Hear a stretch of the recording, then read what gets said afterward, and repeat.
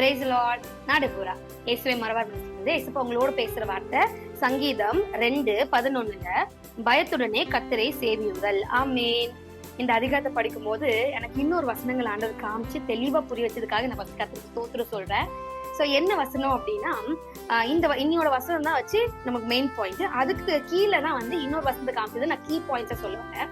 என்ன அப்படின்னா, இன்னைக்கு என்ன சொல்ற வசனம், கர்த்தரை பயத்துடன் சேவிங்கன்னு சொல்லிட்டு சொல்றோம்.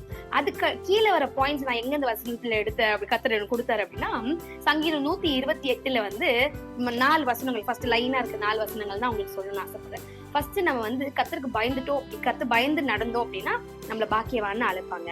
இன்னொன்னு வந்து நம்மளோட கர்த்தருக்கு பயந்து நடந்தோம்னா நம்ம மனைவிக்கு வந்து எப்படி இருப்பாங்கன்னா, மனைவி வீட்டோரங்கள்ல கனி தரும் திராட்சை கொடி போல இருப்பாங்கன்னு சொல்றாங்க. அவங்க பிள்ளைங்க எப்படி இருப்பாங்கன்னா, அவங்களோட பந்தியை சுத்தி, அதாவது ஒலிவ மர கன்றுகள் ஒலிவ மரத்துல கன்றுகள் எப்படி சுத்தி வருமோ அந்த மாதிரி இருக்கும் உங்க பிள்ளைங்க அப்படின்னு சொல்றாங்க.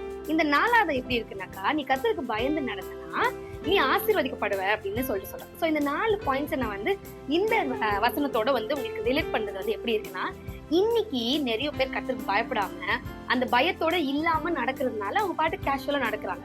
பயந்து நடந்தோம்னா இத்தனை காரியங்களுக்கு நமக்கு வந்து கிடைக்கும். இது நம்ம பயப்படாத நடந்தோம் அப்படின்னா, ஒரு விஷயம் வந்து என்ன இப்ப இருக்கு அப்படின்னா, நம்ம கர்த்தருக்கு பயந்தாதானே இந்த விஷயத்தெல்லாம் நமக்கு கிடைக்குது. சில பேர் பயப்படாம என்ன பண்றாங்க தெரியுங்களா, அவங்களுக்கு பிடிச்ச காரியங்கள், அதாவது மாம்சத்துக்கான பிடிச்ச காரியங்களை செய்யும் போது அவங்களுக்கு அது பிடிச்சிருக்கிறதுனால அதை செஞ்சுறாங்க. இதே பயந்தாங்கன்னா அவங்களால செய்ய முடியாது. ஏன்னா ஆண்டவருக்கு பயந்து நடந்தோம்னா, ஐயோ இது ஏசப்பா குடிக்காதுன்றது நமக்குள்ள ஆவியானவர் என்ன பண்ணுவாருன்னா சொல்லிக்கிட்டே இருப்பாரு. சோ இன்னைக்கு நம்ம ஒரு ஜெபம் பண்ண போறோம், கர்த்தரை பயத்தோட சேவிக்கணும். இன்னைக்கு இல்லாம இருக்கிறவங்களுக்கு எல்லாமே நம்ம சேர்ந்து ஜெபிக்கும் போது நிச்சயமா கர்த்தர் அவங்களுக்கு அந்த உணர்ச்சியை கொடுப்பாரு. ஜெபிக்கலாமா? நன்றி தகப்பனே, நேற்று மென்றும் மாறாதவே அப்பா தகப்பனே, உமக்கு பயந்து இருக்கிற ஆண்டவரே அப்பா, ஒரு கிருபையை தாங்க. உங்களை பயத்தோட சேவிக்கணும், உங்களுடைய வழியில நாங்க நடக்கணும். இயேசுவின் நாமத்தில் பிதாவே, ஆமென்.